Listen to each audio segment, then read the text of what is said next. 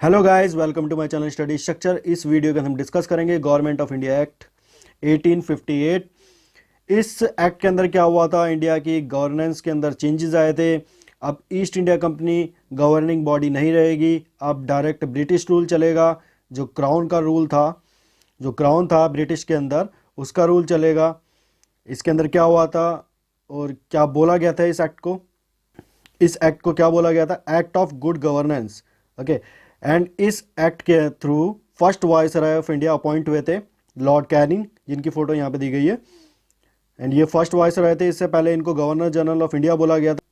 अब east India company का rule नहीं रहेगा, direct rule of British crown चलेगा। जो क्राउन है वहाँ पे, जिसके पास ताज है, उसका रूल चलेगा। End of doctrine of lapse. Doctrine of lapse खत्म हो जाएगी। डॉक्ट्रिन ऑफ लाप्से क्या होती है, ये हम वीडियो के अंदर देखेंगे। डॉक्ट्रिन ऑफ लाप्से कौन लेके आए थे, वो भी हम वीडियो के अंदर डिस्कस करेंगे। तो डॉक्ट्रिन ऑफ लाप्से खत्म हो गई थी इस एक्ट के अंदर।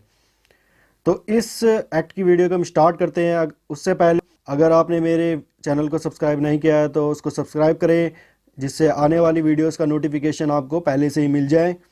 एंड अदर ब्रिटिश एक्ट से रिलेटेड वीडियो का लिंक आपको मेरे डिस्क्रिप्शन बॉक्स के अंदर मिल जाएगा, तो उन वीडियोस को भी आप जरूर देखें, जिससे आपका एक क्रोनोलॉजिकल ऑर्डर बना रहे एक्ट के अंदर। ओके, तो इस वीडियो को स्टार्ट करते हैं हम। लीडिंग इवेंट्स कहते हैं 1857 में रिवॉल्ट हुआ था। 1857 का विद्रोह आपने सुना होगा।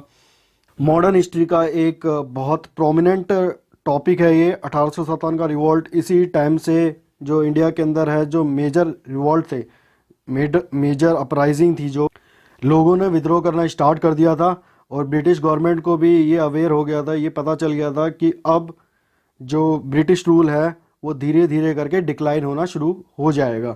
तो ब्रिटिश ने भी थोड़े रूल ऐसे बनाए जिससे वो थोड़े टाइम तक और रूल कर सके। जो 1857 का रिवॉल्ट हुआ था उसका कारण किसे बताया गया? जो ईस्ट इंडिया कंपनी की पॉलिसीज थी। ईस्ट इंडिया कंपनी जो पॉलिसी बना रही थी वो फुल्ली एक्सप्लॉइटिंग थी, मतलब लोगों को एक्सप्लॉइट कर रही थी, शोषण कर रही थी उनका, एंड पूरे इंडिया का शोषण कर रही थी। और जितना रिवेन्यू जनरेट हो सकता था उतना रिवेन्यू जनरेट कर रही थी। एंड लोगों के फेवर के लिए कोई भी ईस्ट इंडिया कंपनी की पॉलिसी नहीं थी। जितने भी जो इससे पहले एक्ट आए थे वो केवल ईस्ट इंडिया कंपनी से रिलेटेड थे, जो ब्रिटिशर्स थे उनसे रिलेटेड थे। उसके अंदर इंडियंस के वेलफेयर के लिए कुछ भी मेंशन नहीं था। ईस्ट इंडिया कंपनी की जो पॉलिसी थी उसको जिम्मेदार ठहराया गया जो 1857 का रिवॉल्ट हुआ था। तो 1857 का रिवॉल्ट होने के बाद ये 1858 में एक्ट आया, और इसके अंदर काफ़ी मेजर चेंजेस आए। और इसमें जो गवर्नेंस बॉडी थी वो पूरी चेंज कर दी गई। जो उस टाइम गवर्न कर रही थी पहले ईस्ट इंडिया कंपनी थी, अब क्या होगा, ब्रिटिश क्राउन रूल करेगा इंडिया के अंदर। डायरेक्ट जो रूल होगा वो ब्रिटिश क्राउन का होगा। अब इस एक्ट के बारे में हम डिस्कस करते हैं। क्या था इस एक्ट को बोलते थे act of good governance. Okay, good governance क्यों? क्योंकि अब ईस्ट इंडिया कंपनी थी, उसका जो रूल था वो ख़त्म हो जाएगा। ईस्ट इंडिया कंपनी पूरी तरह से लिक्विडेट हो जाएगी। ओके, और ईस्ट इंडिया कंपनी कब स्टार्ट हुई थी? 1600 ईस्वी के अंदर स्टार्ट हुई थी। अब 1858 के अंदर ये पूरी तरह से लिक्विडेट हो जाएगी। लेकिन इसके बाद भी ईस्ट इंडिया कंपनी थोड़ी बचती है। जो पूरी तरह से ईस्ट इंडिया कंपनी ख़त्म होती है वो ख़त्म होती है आपकी 1874 में। तो इसका जो टोटल ऑपरेशन टाइम होता है, मतलब ऑपरेशन टाइम का मतलब ब्रिटिश ने जो इसको ऑपरेट करा वो कितने साल के लिए ऑपरेट करा इंडिया के अंदर? 274 ईयर्स के लिए। ये बहुत इंपॉर्टेंट इन्फॉर्मेशन है जो मैंने आपको दी अभी, कि ये 1600 ईस्वी में बनी थी, 1874 के अंदर ये पूरी डिक्लाइन हो गई थी। 1858 में इसको पूरी तरह से लिक्विडेट कर दिया गया था, मतलब इसके जितने भी राइट्स वगैरह थे सब कुछ हटा दिए गए थे, और पूरी तरह से ये कंपनी खत्म हुई थी 1874 के अंदर। तो 274 ईयर्स का इसका पूरा कार्यकाल है, जिस टाइम तक ये कंपनी रही। तो ये आपको याद रखना है। जो ट्रेड करने के लिए कंपनी बनाई गई। अब इस एक्ट के अंदर हुआ क्या? पिट्स इंडिया एक्ट जो 1784 के अंदर आया था, उसके अंदर दो बॉडीज बनाई गई थी, board of control and court of director. Board of control आपका ब्रिटिश गवर्नमेंट को रिप्रेजेंट करता था, कोर्ट ऑफ डायरेक्टर आपका कंपनी को रिप्रेजेंट करता था। कोर्ट ऑफ डायरेक्टर कंपनी को रिप्रेजेंट करेगा तो कमर्शियल अफेयर, मतलब जितनी भी ट्रेड एक्टिविटी होगी वो court of director he regulate करेगा। कि जितनी भी पावर होगी ट्रेडिंग से रिलेटेड वो कोर्ट ऑफ डायरेक्टर के पास ही होगी। जो मिलिट्री अफेयर और पॉलिटिकल अफेयर्स थे वो बोर्ड ऑफ कंट्रोल के पास थे। बोर्ड ऑफ कंट्रोल यानी ब्रिटिश गवर्नमेंट उसको सुपरवाइज करती थी उस टाइम पर। ओके, वो ये जो एक्ट था पिट्स इंडिया एक्ट, जिसके बारे में मैंने अभी आपको बताया, वो पूरी तरह से ख़त्म कर दिया गया था। ओके, जो ये बॉडीज़ थी दोनों, board of control and court of director, ये दोनों चीज़ें ख़त्म कर दी गई थी। ईस्ट इंडिया कंपनी पूरी तरह से लिक्विडेट हो गई थी। अब क्या हुआ था, जो क्वीन विक्टोरिया थे बिकेम द सोवेन, मतलब क्वीन विक्टोरिया उस टाइम पे, क्वीन विक्टोरिया से, इस चीज़ से मैं एक और चीज़ आपको बताता हूँ पहले, इससे पहले मैं आपको एक और चीज़ बताता हूँ कि जो चार्टर, जो 1600 ईस्वी के अंदर ईस्ट इंडिया कंपनी बनी थी, वो चार्टर कौन, किसके थ्रू आया था, वो क्वीन एलिजाबेथ वन के थ्रू आया था। क्वीन एलिजाबेथ वन ने चार्टर स्टेबलाइज करा था, जिसके थ्रू ईस्ट इंडिया कंपनी बनी थी। ओके, ये भी आपको याद रखना, Elizabeth one, queen Elizabeth one ने चार्टर स्टेबलाइज करा था। उस चार्टर के थ्रू ईस्ट इंडिया कंपनी 1600 ईस्वी के अंदर बनी थी इंडिया के अंदर। ओके, क्वीन विक्टोरिया, अब क्वीन विक्टोरिया से स्टार्ट करते हैं। क्वीन विक्टोरिया बिकेम सोवेन, मतलब क्वीन विक्टोरिया एक सुपरमेसी, सुप्रीम पावर बन गई थी इंडिया के अंदर। किसके ऊपर, ब्रिटिश टेरिटरी के ऊपर, मतलब जितनी भी ब्रिटिश टेरिटरी हो गई थी इस टाइम तक, कौन कौन सी हो गई थी, जो प्रोविंसेस बाद में बनी थी, और तीन मेजर प्रोविंसेस थी आपकी, बंगाल, मद्रास और बॉम्बे, उसके ऊपर जिस जो सोवेंटी, मतलब जिसका राज चलेगा, वो कौन होगी, क्वीन विक्टोरिया, यानी डायरेक्ट क्राउन का रूल चलेगा। क्राउन मतलब जिसके पास ताज है, उसका रूल चलेगा। तो उस क्वीन को क्या बोला गया, एम्प्रेस ऑफ इंडिया। जो क्वीन को टाइटल दिया गया वो क्या दिया गया, एम्प्रेस ऑफ इंडिया। यह आपको याद रखना है कि एम्प्रेस ऑफ इंडिया किस क्वीन को टाइटल दिया गया, तो आपको क्वीन विक्टोरिया याद रखना है। क्वीन विक्टोरिया का टाइटल लिया गया था एम्प्रेस ऑफ इंडिया, ओके, जिस टाइटल से उन्होंने इंडिया के अंदर रूल करा। ओके, नेक्स्ट मूव करते हैं। अब इसके अंदर हुआ क्या था, अब board of control and code of director तो अबलिस्ट कर दिए, मतलब खत्म कर दिए गए दोनों के दोनों। अब बना क्या उसके अलावा, उसके बाद बना क्या, अब जो कोर्ट ऑफ डायरेक्टर था, जो कंपनी को रिप्रेजेंट करता था, तो उसकी जगह कौन आया, secretary of state. Okay, secretary of state आया, और सेक्रेटरी ऑफ स्टेट, सबसे पहले सेक्रेटरी ऑफ स्टेट कौन बने थे, लॉर्ड स्टैनली बने थे।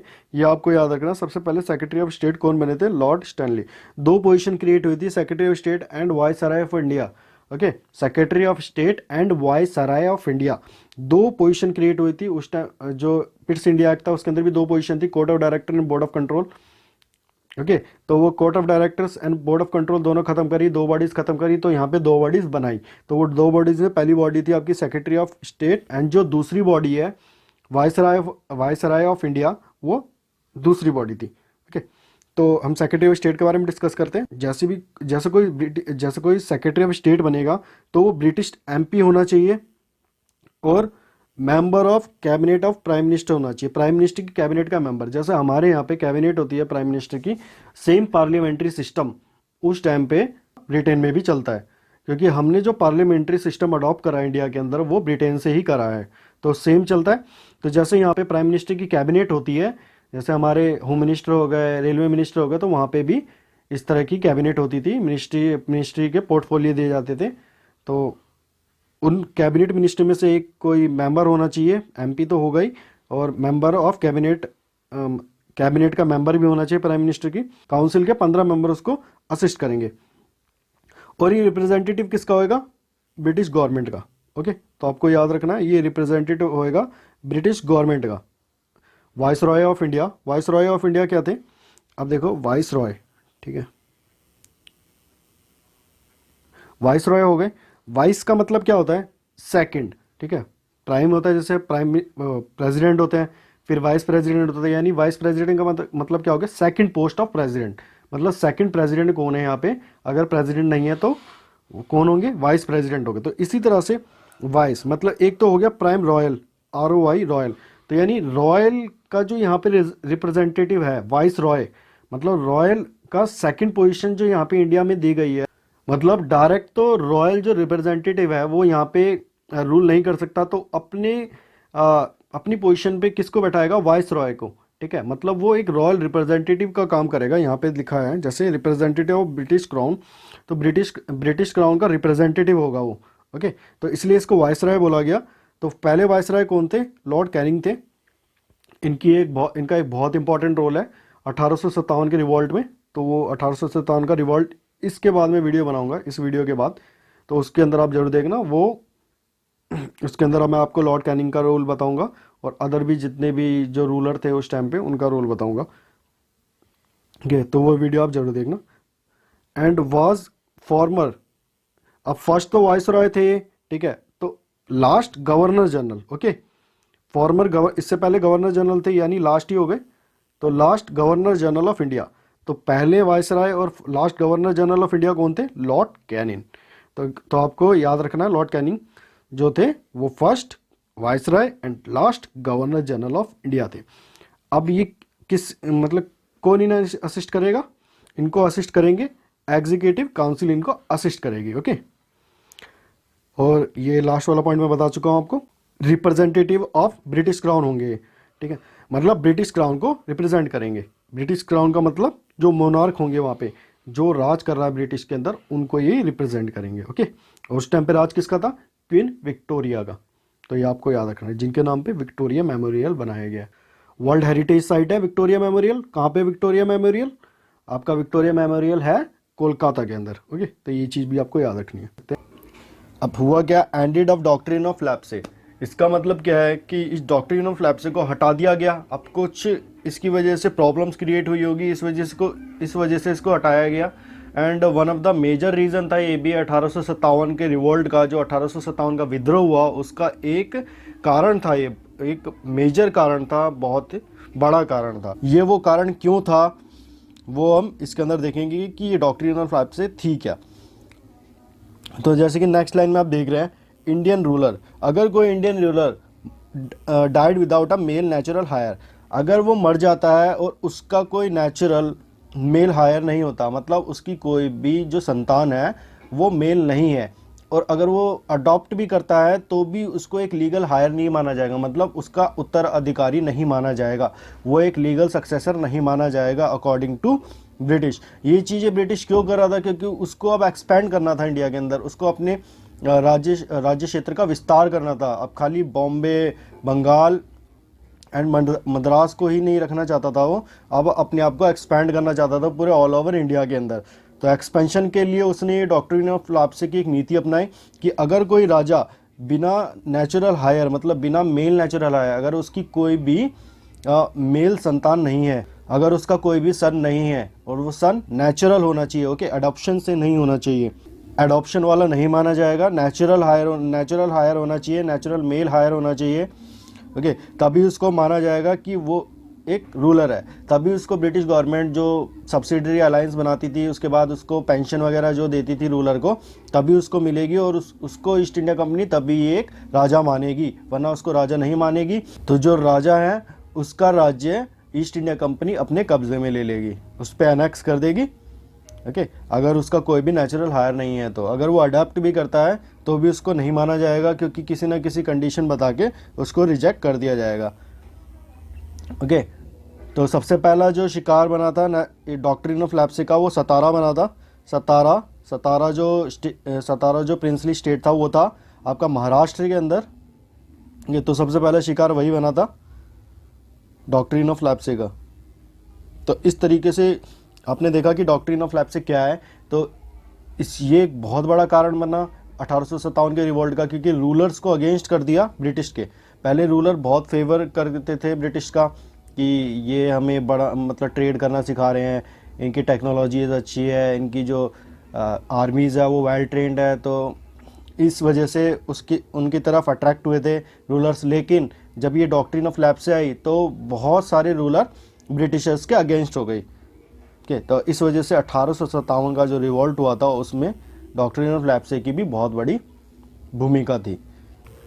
Decided that the remaining Indian Prince and chief would have their independent status, मतलब जो बचे हुए प्रिंस और चीफ हैं उनको इंडिपेंडेंट स्टेटस दिया जाएगा। इंडिपेंडेंट मतलब वो स्वतंत्र करे जाएंगे, लेकिन उनको ब्रिटिश सुजैनिटी अपनानी पड़ेगी, मतलब ब्रिटेन के अधीन होकर काम करना पड़ेगा।